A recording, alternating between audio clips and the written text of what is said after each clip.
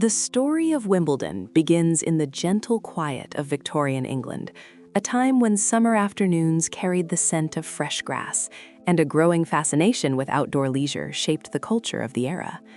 The world was changing steadily, and so were the games people played. England's middle class was expanding, and with that expansion came new ways to relax, to gather, and to enjoy the soft rhythm of warm evenings. In the southwest of London, the district of Wimbledon rested with a calm and settled charm. Its rolling greens and open spaces made it a peaceful escape from the city. It was here, in 1868, that a group of enthusiasts founded a club dedicated to croquet, a game that had recently become fashionable among the English elite. They called it the All England Croquet Club, and at first the grounds were simple. There were no grandstands, no crowds, and certainly no thought of a future global tournament. Only a few tidy lawns, wooden mallets, and the sound of soft conversations carried on the gentle breeze. As the 1870s began, another sport was quietly rising in popularity. It was a newer, livelier game called lawn tennis. Adapted from older indoor forms of the sport, lawn tennis was easier to learn, more dynamic, and perfectly suited to grassy lawns. People found themselves drawn to its balance of elegance and motion, and soon clubs across England began adding tennis courts beside their croquet lawns. The All England Croquet Club recognized the shift. Croquet remained beloved, but tennis was attracting younger players and far more spectators. In 1876, the club added its first lawn tennis courts, preparing for the future without realizing just how significant this decision would become. A year later, in 1877, the club officially changed its name to the All England Croquet and Lawn Tennis Club, and with that small adjustment, history quietly unfolded. The members decided to hold a tournament. Their primary goal was to raise funds for the repair of a roller, a practical but unglamorous need. No one saw the event as the beginning of a global phenomenon. Yet, when the idea was proposed, there was excitement in the room. The club would host a gentlemen's singles championship with formal rules, a structured draw, and a trophy worthy of recognition. The preparations were modest. They rolled the lawns carefully, trimming the grass to a neat and even length.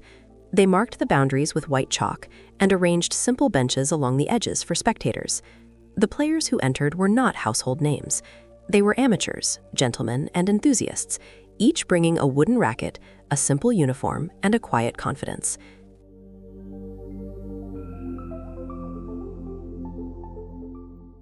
On July 9, 1877, under a soft gray English sky, the world's first Wimbledon championship began. The setting was humble. There were no towering scoreboards or polished commentary boxes. Only a handful of spectators gathered, dressed in waistcoats, hats, and long skirts. Some leaned casually on the railings, while others sat with gentle anticipation, unsure of what this new tournament would become. The championship progressed with polite applause and the rhythmic sounds of rackets striking balls across the lawn. Eventually, the final was played between Spencer Gore and William Marshall. Gore approached the game with an attacking style that was uncommon at the time. He played with confidence, stepping forward to volley the ball rather than staying deep. His strategy surprised the crowd and his opponent alike.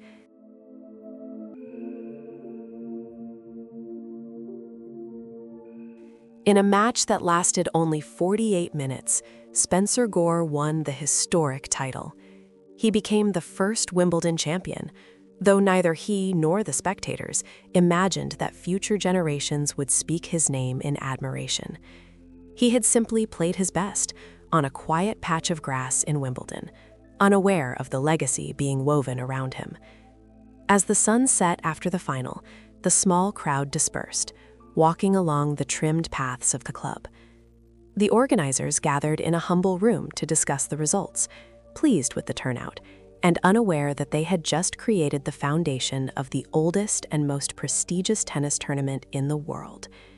The first championship had been a success. It was simple, quiet, and respectful. Yet in that simplicity lay something timeless. The game had found a home. The lawns had found their purpose.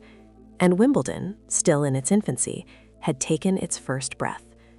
The years ahead would bring expansions, new courts, larger crowds, and names that would echo across generations. But here, in the soft quiet of 1877, the story began with gentle ambition, a neatly cut lawn, and a modest tournament that would one day grow into a world-renowned symbol of excellence, tradition, and sporting grace. Wimbledon had begun its journey, and the world of tennis would never be the same.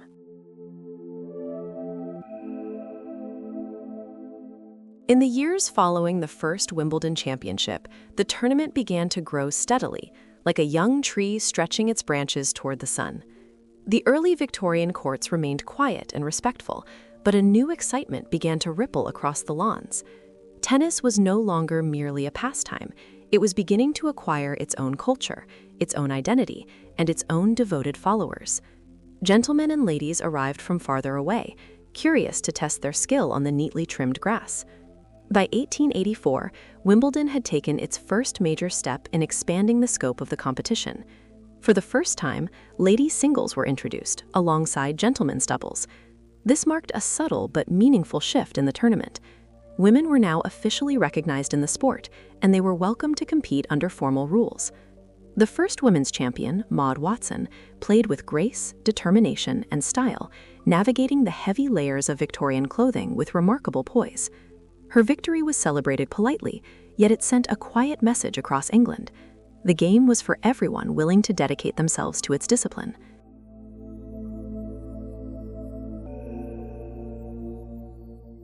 The introduction of women's competition also shaped the traditions of Wimbledon. Audiences learned the art of watching quietly, appreciating the finesse, strategy, and footwork involved in every rally. Gentle claps and whispers replaced raucous cheers, and the spirit of respect became woven into the fabric of the tournament. Spectators were taught to value patience, observation, and a deep awareness of each stroke, each movement, and each carefully considered point. During this period, the physical character of the courts and the venue itself became a central part of Wimbledon's identity. The grass was cut meticulously to a consistent height. Rollers were applied by hand, and the layout of the grounds remained orderly and serene. Stewards guided the spectators, ensuring that every corner of the club maintained a calm and measured atmosphere.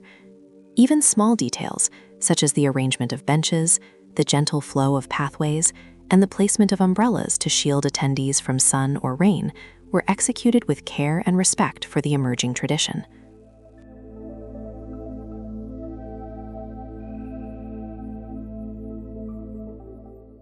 The social dimension of Wimbledon also expanded during these years.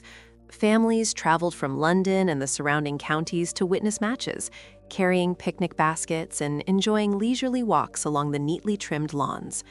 Clubs began organizing small teas and gatherings, and the culture of summer elegance began to intertwine with the athletic spectacle. Tennis, in this sense, was more than sport. It was a shared social experience, a quiet celebration of physical skill, fashion, and decorum. Several players from this era became quiet legends in their own time. Gentlemen experimented with new styles, moving from baseline play toward net approaches, and volley techniques slowly evolved. Women studied placement, footwork, and the delicate balance of power and grace. Each player contributed to the subtle artistry of the game, teaching audiences to see tennis not just as a contest of strength, but as a ballet of strategy and precision.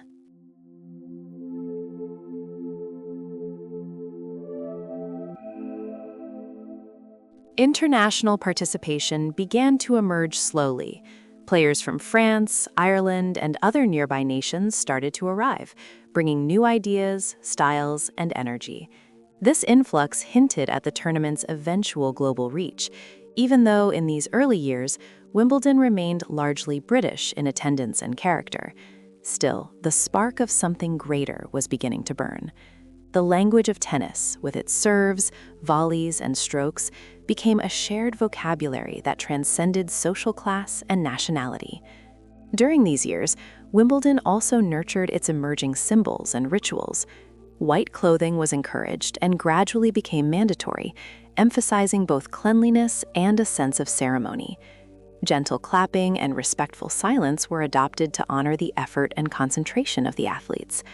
These simple rules created an atmosphere that was both elegant and serious, laying the groundwork for the traditions that continue to this day.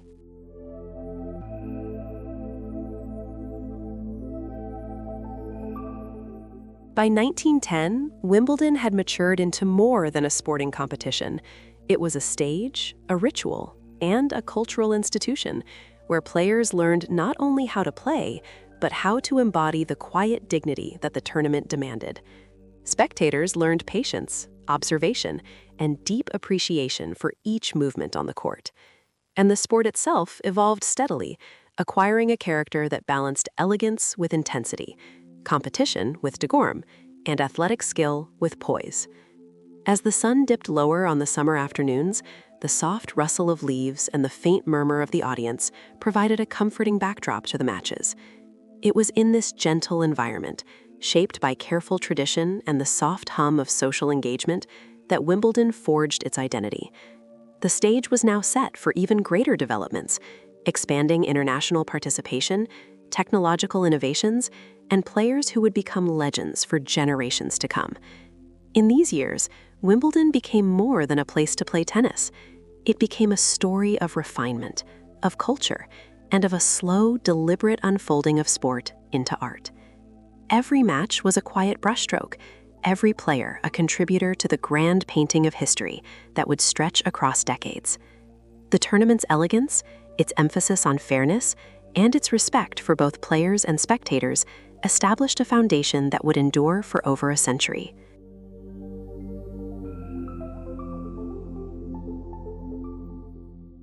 The years that followed brought change, both quiet and profound.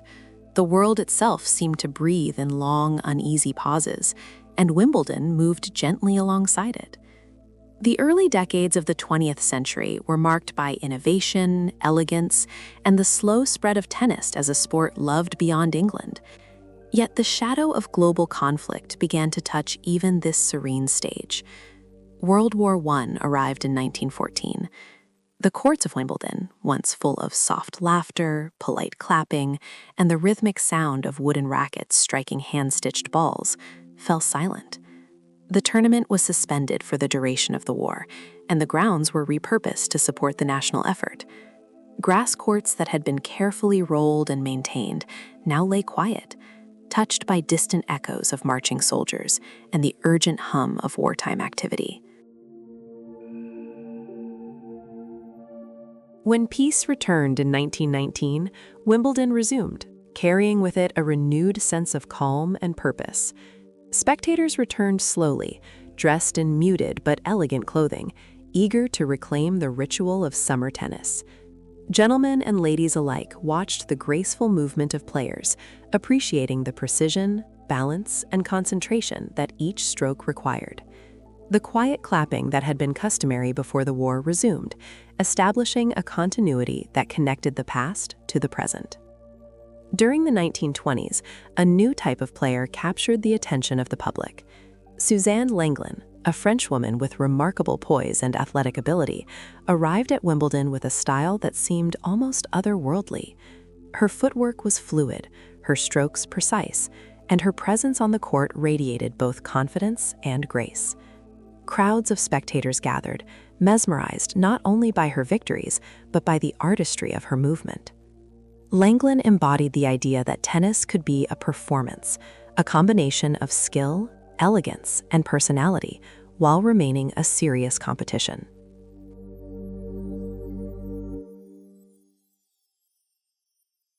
The interwar period also saw Wimbledon begin to open its doors to international players more frequently. Visitors from Scandinavia, the United States, and continental Europe came to test themselves on English grass. Their different styles and approaches gradually enriched the tournament, introducing variety and complexity to the play. The game was becoming more than a British pastime. It was quietly evolving into a sport of global significance. Despite the pressures of a changing world, Wimbledon remained a sanctuary. The grounds were carefully maintained, the lines measured and marked, and the lawns prepared with exacting care. Stewards moved quietly among the spectators, ensuring the calm, respectful atmosphere that had become a hallmark of the tournament. Matches were watched attentively, and the rhythm of tennis, serve, return, volley, rally, provided a comforting cadence amid the uncertainties of the outside world. World War II brought another interruption. From 1940 to 1945, Wimbledon was again suspended, and the courts were used to support the war effort. Grass that had been trodden by champions and admired by spectators lay dormant, absorbing the quiet resilience of those years. When the tournament resumed in 1946, it returned not only as a sporting event, but as a symbol of endurance, stability, and the comforting power of tradition. During these decades, the tournament continued to refine its rituals. White attire became standard, polite applause remained the norm, and spectators learned to anticipate the subtle drama of a well-played match. The combination of precision, elegance, and discipline created a quiet intensity, a form of tension that could hold thousands in silent appreciation without a single loud outburst. It was a tension carried entirely by respect, observation, and shared understanding of the game. From 1910 through 1945, Wimbledon evolved into a delicate balance of athletic performance and social ritual.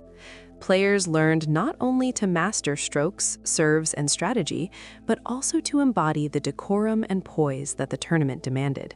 Spectators, in turn, became an integral part of the experience, their quiet attentiveness sustaining the serene atmosphere.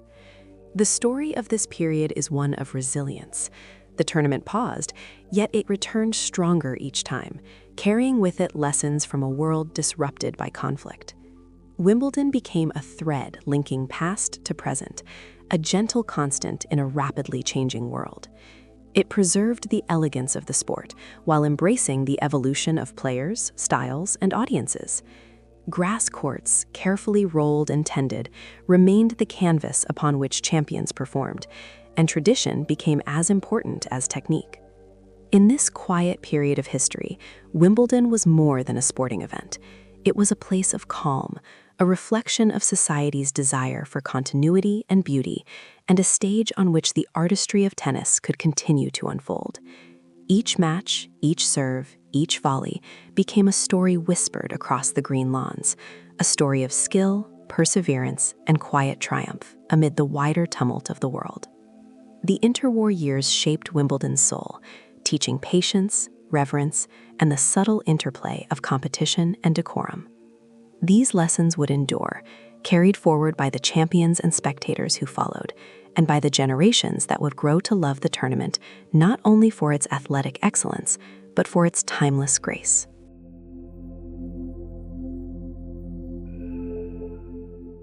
When the Second World War ended, the world seemed to breathe again. People sought quiet pleasures, a return to familiar rhythms, and the comforting ritual of summer afternoons. Wimbledon, after years of interruption, re-emerged as a symbol of calm, continuity, and understated celebration.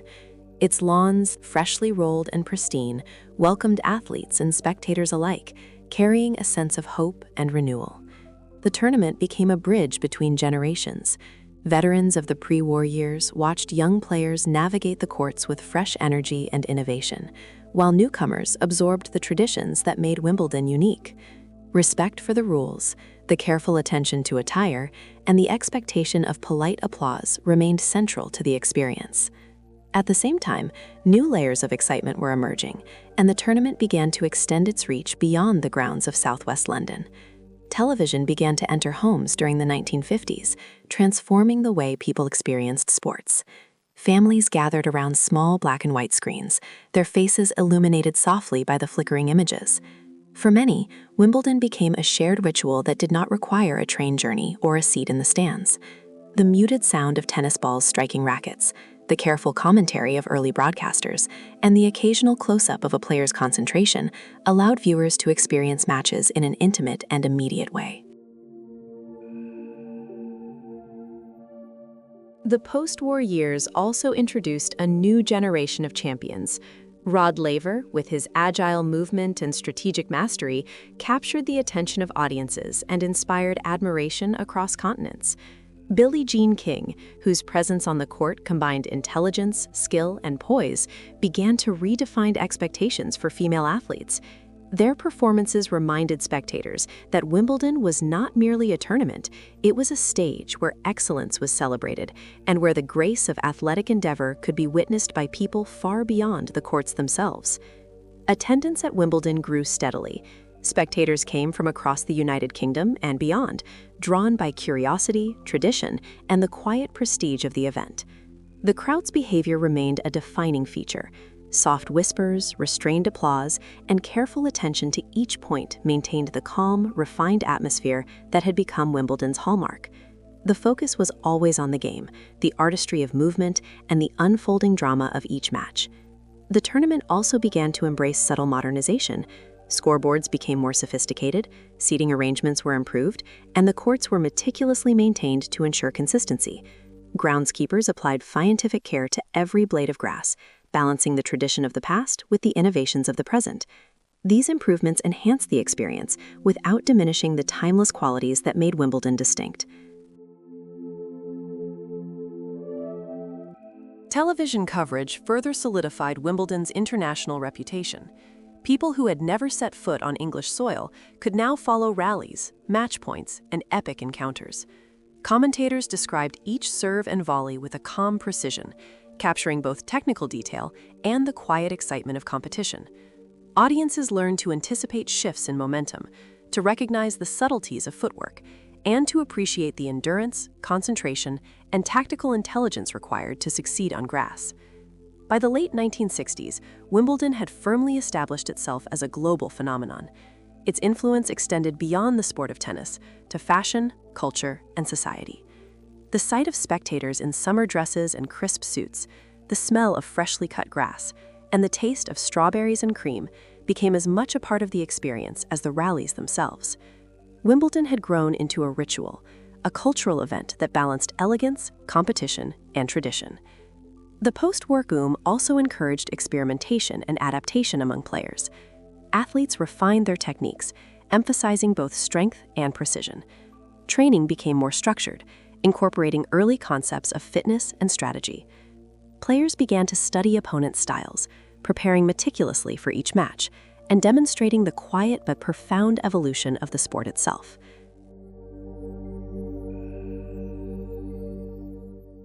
Throughout these years, Wimbledon retained its soul, the calm dignity of the courts, the respect between players and spectators, and the subtle rhythm of the game remained intact.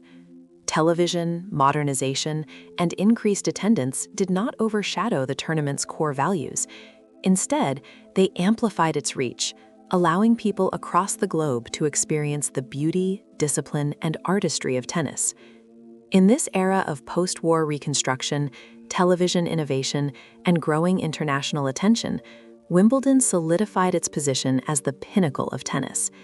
It demonstrated that a sporting event could honor tradition while embracing progress, that elegance and precision could coexist with competition and excitement, and that the story of the tournament was inseparable from the stories of the players, spectators, and quiet moments that unfolded on its immaculate lawns. The calm yet deliberate development of Wimbledon during these years set the stage for an even more transformative era, the beginning of the Open era, where the boundaries between amateur and professional would dissolve, and the tournament would step fully onto the global stage.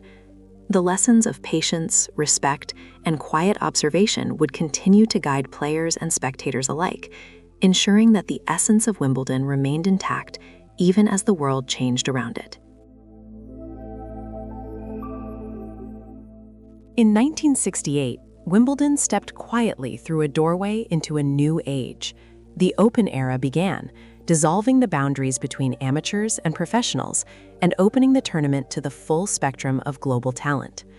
Until this moment, only amateurs could compete in Wimbledon, while the world's best professional players were often excluded. The change marked a transformation, subtle but profound, giving rise to a higher level of competition and signaling the arrival of a truly international tournament. The transition to the Open era was accompanied by both excitement and adjustment. Players who had once competed only on local or regional stages suddenly found themselves facing the best in the world.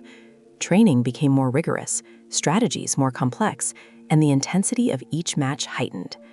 Audiences were rewarded with longer rallies, sharper serves, and a diversity of playing styles that had never been seen before on grass courts.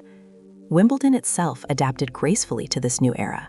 While maintaining its traditions of white attire, polite applause, and elegant lawns, the tournament began to offer prize money, attracting professionals who could dedicate themselves fully to the sport. The combination of tradition and innovation created a unique atmosphere.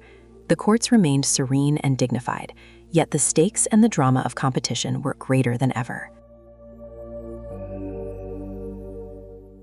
This period saw the emergence of legendary players, whose performances would be remembered for decades. Rod Laver, already a remarkable champion, continued to impress audiences with his technical precision and strategic brilliance. John Newcombe, with his powerful serve and volley game, dominated the grass courts with a style both elegant and forceful. Matches between these titans became spectacles, combining athletic mastery with the quiet, measured tension that Wimbledon demanded. Female athletes also thrived during the early Open era. Billie Jean King, a pioneer in both skill and advocacy, won multiple Wimbledon titles while promoting equality in sport. Her influence extended beyond the court, inspiring generations of women to pursue professional athletic careers and to demand recognition for their achievements. Her matches combined intelligence, strategy, and determination, reminding spectators that greatness transcends gender. During these years, international players arrived in increasing numbers. Athletes from Australia, the United States, Europe, and South America traveled to London, bringing diverse techniques and approaches.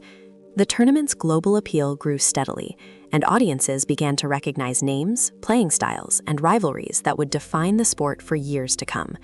Wimbledon had become a meeting place for the best talent the world had to offer, a proving ground where skill, composure, and creativity were tested under the watchful eyes of attentive spectators. The courts themselves remained carefully maintained. Grass was rolled with precision, lines were measured, and the grounds reflected both the beauty of nature and the meticulous care of human hands. Players noticed the consistency of bounce, the slight give underfoot, and the subtle variations in speed across different courts. These details, though small, became part of the artistry of the game, influencing strategy and movement, and creating a unique challenge distinct from other surfaces. Television coverage continued to expand, allowing audiences far from London to experience Wimbledon's drama. Close-ups captured the expressions of players, the tension of match points, and the delicate interplay between effort and composure. Families watched together, marveling at the combination of athleticism and grace. Wimbledon's reputation as a global institution strengthened, carried not only by the excellence of its champions, but by the quiet traditions that framed every rally, every point, and every match. The Open era also fostered innovation in playing styles. Athletes experimented with serve and volley techniques, baseline precision, and tactical variations designed specifically for grass courts. Matches became longer, more strategic, and more compelling. Spectators learned to appreciate endurance, patience, and the subtle mental games that unfolded alongside physical skill. Each tournament, each match, and each championship point became part of a continuing story of evolution and excellence.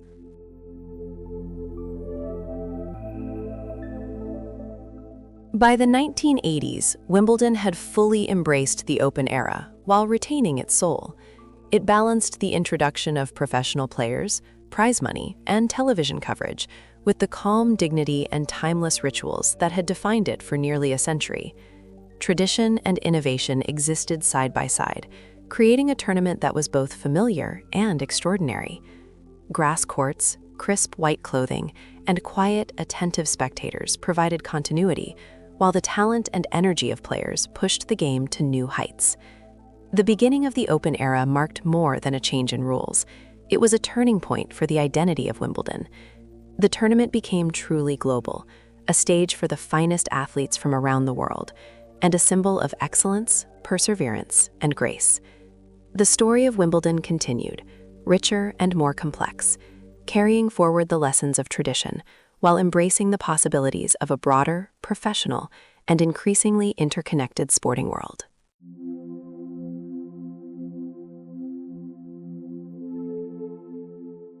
As Wimbledon entered the latter decades of the 20th century, the tournament embraced the quiet integration of technology and the gradual transformation of its infrastructure. The serene lawns and the traditional white attire remained, yet beneath the surface, careful innovations were reshaping the experience for players, officials, and spectators alike. Grass courts, central to the character of Wimbledon, were meticulously studied and maintained. Groundskeepers experimented with different cutting heights, rolling techniques, and soil compositions to create consistency and resilience under the growing demands of competitive play. Subtle adjustments ensured that the bounce remained true, that the ball moved predictably, and that the surface tested the skill and strategy of every athlete without altering the elegance of the game. Seating and viewing areas also underwent refinement. Stands were expanded, sightlines improved, and the comfort of spectators enhanced while preserving the intimate atmosphere of the grounds. Careful attention was paid to movement patterns and crowd flow, ensuring that large audiences could attend without disrupting the calm, attentive environment that had become Wimbledon's hallmark. Every detail, from bench placement to the gentle slope of paths, contributed to a sense of order and refinement. One of the most visible technological changes was the introduction of more sophisticated scoreboards and timing systems.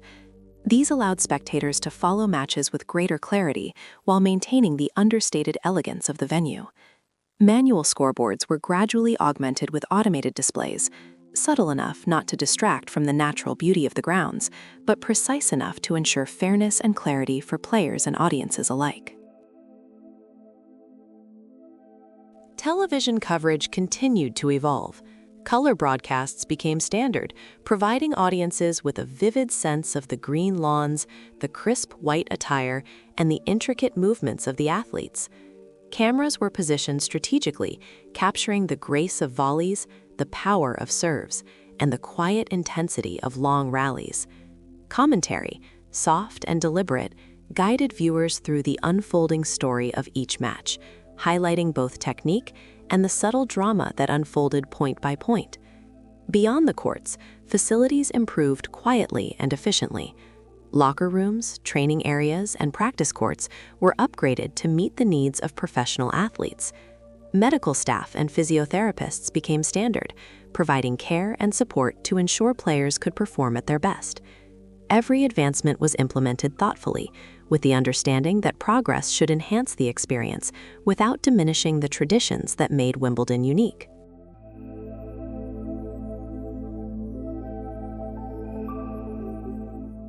Technology also influenced officiating. Electronic line calling systems, slowly introduced in the later decades, offered precision while maintaining the authority and respect of human judges. This blend of tradition and innovation allowed the tournament to evolve, honoring history while embracing accuracy and fairness. Players adapted, trusting the new systems while maintaining the mental focus, composure, and respect that had long defined Wimbledon. These decades also saw the expansion of spectator amenities. Food and beverage services, merchandise, and hospitality areas were designed with care, maintaining the serene aesthetic of the grounds while meeting the needs of a growing international audience. The sight of strawberries and cream, delicately served, became a ritual shared across generations, a symbol of the quiet elegance and social charm that Wimbledon had cultivated over more than a century. By the 1990s, the tournament had fully integrated modern conveniences without compromising its identity. Retractable roofs over center court, introduced in the early 2000s, allowed play to continue during rain, preserving the continuity of matches and minimizing disruptions. These additions, though subtle, demonstrated a careful balance. Tradition could coexist with innovation, and elegance could be preserved even amid technological advancement. Players themselves benefited from these changes. Improved training facilities, predictable court conditions, and professional support staff allowed them to focus on strategy, skill, and mental preparation. Audiences, in turn, could witness matches at the highest level of precision, appreciating both athletic excellence and the timeless ritual of Wimbledon.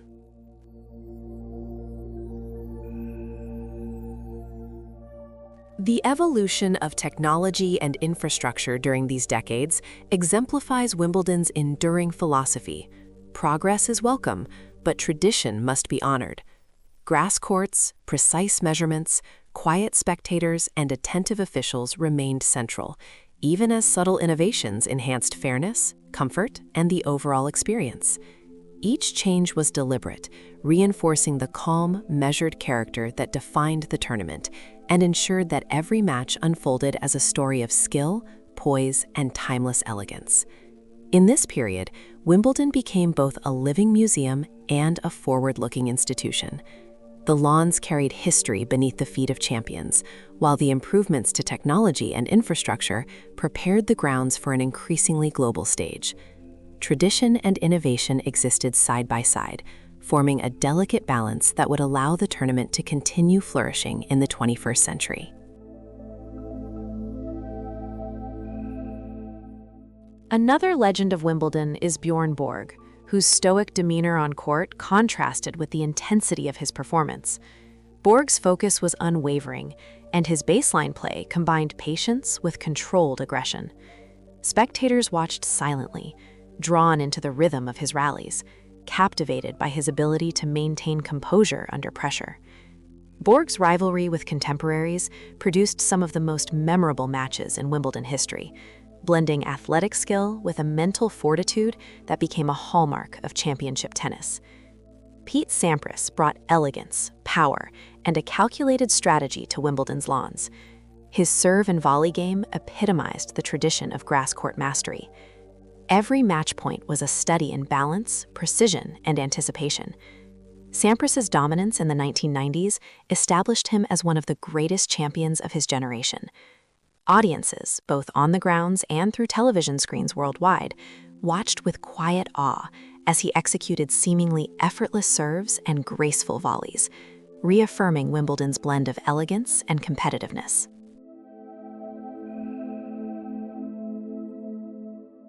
Roger Federer, a more recent icon, combines fluidity, timing, and an almost poetic sense of the game. His movement across the court is often described as effortless, yet each stroke demonstrates meticulous technique and acute awareness of opponents' positions. Federer's calm demeanor, paired with his ability to perform under immense pressure, has inspired admiration from fans across generations. He embodies a delicate balance between tradition and modernity, honoring the heritage of Wimbledon while defining the contemporary standard of excellence. These champions share common traits: a respect for the traditions of Wimbledon, a mastery of technical skill, and an ability to elevate the match beyond mere competition into a form of artistry. Each serve, volley, and point becomes a story, a measured dance of anticipation and execution that resonates deeply with spectators. The quiet intensity of the matches, combined with the ritualistic atmosphere of Wimbledon, transforms their victories into moments of timeless beauty. Beyond their skill, these champions have contributed to the evolving narrative of the tournament. Rivalries create tension, strategy shapes drama, and the endurance of long rallies teaches spectators the art of patience. Each generation builds upon the last, and the legends of the past provide a standard for the champions of tomorrow. The stories of Laver, Borg, Sampras, and Federer are interwoven into Wimbledon's fabric, marking eras of excellence and shaping the expectations of audiences worldwide. Even outside the courts, these players influence culture, inspire future athletes, and maintain the quiet dignity that Wimbledon values. Each generation leaves its mark, creating a continuous story of dedication, talent, and respect for the sport. Through the achievements of these iconic male players, Wimbledon's identity as a sanctuary of tradition, excellence, and beauty is continuously reaffirmed.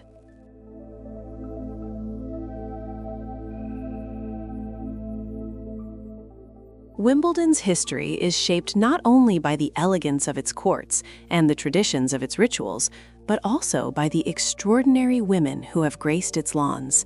Their athleticism, perseverance, and quiet determination have created defining moments that live on in the memories of spectators. Each champion brings her own story, her own style, and her own voice to the narrative of Wimbledon, forming a mosaic of excellence that spans generations. One of the most influential figures is Billie Jean King, whose presence at Wimbledon radiated confidence, intelligence, and purpose. King's game combined agility with strategic depth, allowing her to control rallies with both finesse and calculated pressure. Her movement across the grass was fluid, her anticipation remarkable, and her competitive spirit unwavering. Beyond her victories, she became a powerful advocate for equality in sport, shaping not only the tournament, but the broader landscape of athletics. Her achievements remind us that excellence extends beyond trophies into the realm of leadership, courage, and lasting social impact.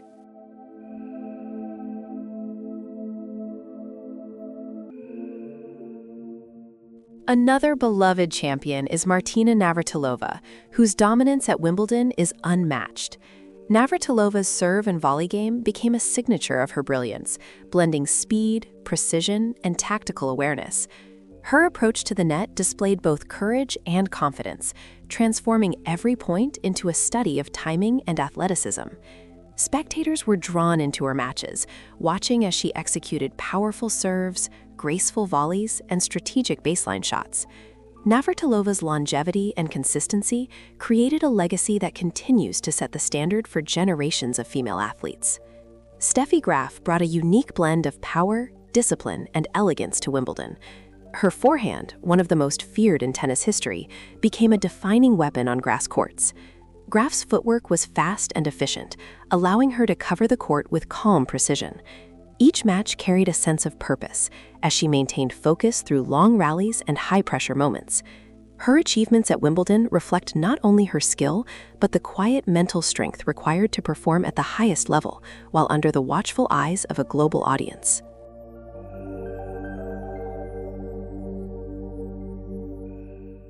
In more recent decades, Serena Williams elevated the sport with her unparalleled power, resilience, and competitive spirit.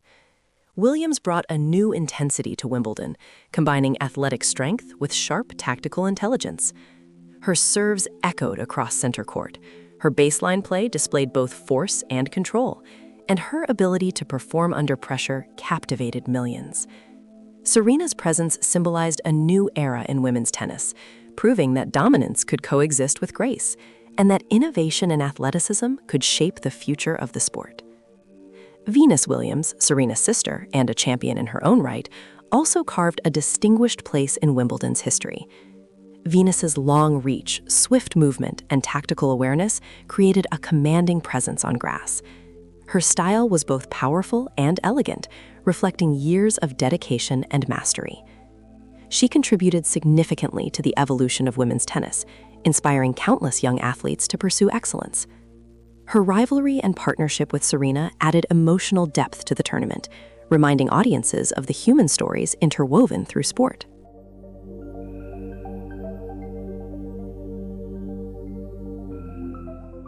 Each of these female champions reflects a different dimension of Wimbledon's character. Some brought strategic brilliance, others brought power or mental endurance, and all brought a profound respect for the traditions of the tournament. Their victories are not only memorable for their athletic significance, but for the way they embody the spirit of grace, resilience, and poise that Wimbledon represents. These women influenced the game beyond their matches. They inspired changes in training, strategy, and public perception. They showed young players around the world that greatness is achievable through discipline and passion. The presence of these women continues to echo throughout the tournament, reminding every viewer that Wimbledon's legacy is built on both tradition and the extraordinary achievements of those who rise to meet its challenges.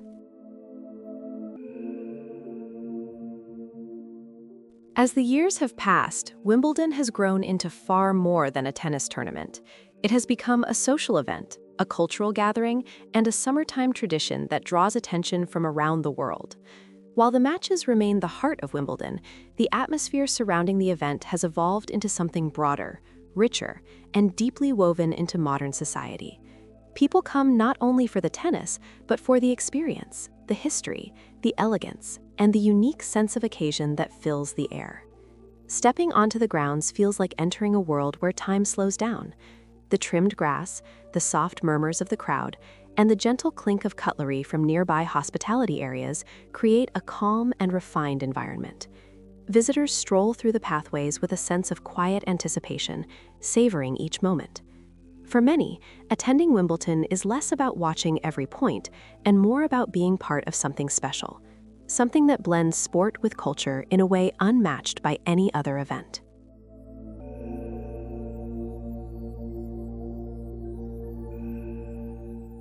In modern times, Wimbledon has become a magnet for celebrities, public figures, and well-known personalities. The Royal Box, positioned on center court, is one of the most recognizable symbols of Wimbledon's status. Members of the British royal family attend regularly, often adding a sense of ceremony and dignity to the proceedings. Their presence reinforces the heritage of the tournament and reminds spectators that Wimbledon is not just a sporting competition, but a cherished tradition within British culture. Actors, musicians, athletes from other sports, and influential figures in fashion and politics also attend, often dressed in elegant attire that complements the refined setting. Cameras capture their reactions, offering glimpses of smiles, applause, and quiet admiration. These moments become part of the Wimbledon experience, shared widely on television and across social media platforms. The sight of familiar faces in the crowd adds a layer of glamour, transforming each match day into a subtle interplay of sport and society.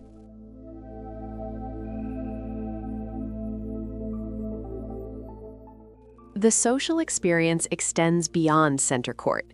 Grounds such as Henman Hill, also known as Murray Mound, have become iconic gathering spots for fans who wish to watch matches on large outdoor screens. Families, friends, and visitors from around the world gather on the grassy slope, often spreading blankets and sharing strawberries and cream. The communal atmosphere creates a gentle buzz of excitement, punctuated by moments of collective suspense as the crowd reacts to pivotal serves and match points. Wimbledon's culinary offerings also contribute to its identity as a social event. The traditional strawberries and cream, served with simple elegance, have become a hallmark of the experience. Light refreshments, afternoon tea, and refreshing drinks accompany the warm summer weather, inviting spectators to relax between matches. Hospitality suites provide a more refined experience, offering gourmet menus and comfortable seating, while maintaining the understated charm that Wimbledon is known for.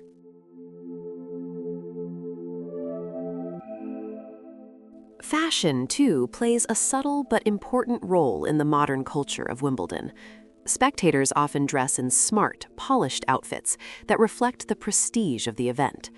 Women wear summer dresses, light fabrics, and elegant hats. Men choose tailored jackets, crisp shirts, and understated accessories. This attention to presentation enhances the sense of occasion and aligns with the long-standing traditions of grace and refinement that define the tournament. Media coverage has amplified Wimbledon's transition into a global social event. Photographers capture the vibrant atmosphere, broadcasters highlight celebrity arrivals, and commentators emphasize the blend of sport and culture. Social media platforms buzz with updates, reactions, and images from the grounds. Fans who cannot attend in person still feel connected to the event, participating in the shared excitement from afar. The world watches as athletes compete, celebrities attend, and spectators soak in the unique beauty of the tournament. The combination of world-class tennis, timeless traditions, and a vibrant social atmosphere creates an event that resonates deeply with both longtime fans and first-time visitors. Wimbledon today is a living blend of history and modernity. It stands as the oldest tennis tournament in the world, yet moves forward with a quiet confidence that embraces the future without ever letting go of its traditions. Visitors arriving at the All England Club are greeted by an atmosphere that feels both timeless and contemporary, a place where the echoes of past champions gently meet the innovations of the present. The courts remain at the heart of Wimbledon's identity. Their lush, carefully maintained grass retains the softness and spring that has defined play here for generations. Today's tournament showcases advancements that have improved comfort, fairness, and accessibility, The retractable roofs over center court and no one court allow matches to continue in rainy conditions, ensuring that the schedule remains steady.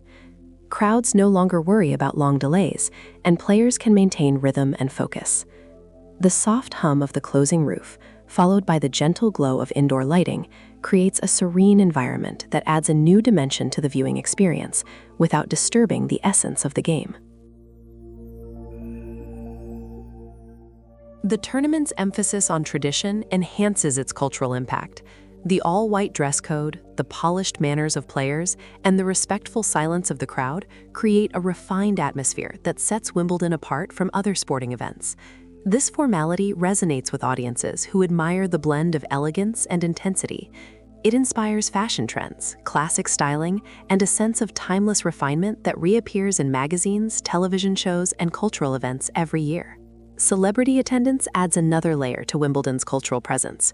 The Royal Box, one of the most distinguished seating areas in sport, frequently hosts members of the British royal family.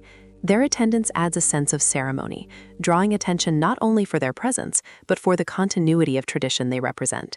Their participation connects the past to the present, reinforcing the significance of Wimbledon within national identity.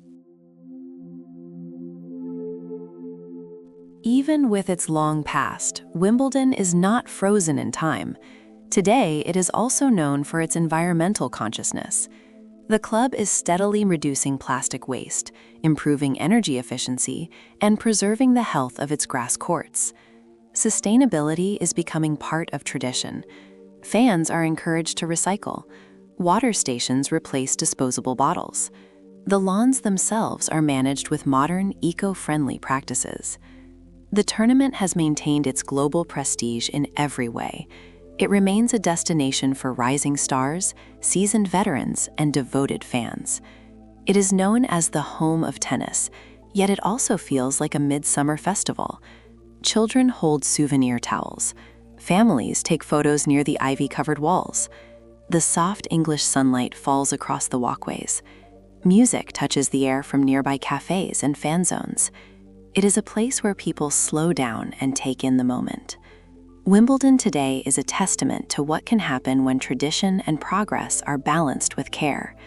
The tournament continues to evolve while preserving its identity. Each year brings new champions, new memories, and new stories for fans to hold on to. Yet the essence stays the same: grass courts, white attire, respectful crowds, and an atmosphere of gentle excitement. This long and tranquil journey through the history of Wimbledon has reached its culmination. You have traveled across centuries of tradition and change, walked along the early lawns of the All England Croquet Club, watched champions rise and fall. You have seen the tournament grow into a global celebration that blends heritage with modern innovation. Now allow yourself to sink a little deeper into rest. As you slide into slumber, take a soft breath in. Wimbledon will be here again each summer. Its gates will open. New champions will walk onto the grass. New memories will take shape.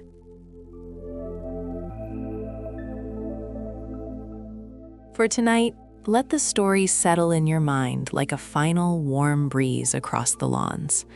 Let the calm wrap around you as you drift into sleep. Thank you for joining this journey in Sports Facts for Sleep. May your night be peaceful, may your rest be deep, and may you drift into dreams as gentle as the green lawns of Wimbledon.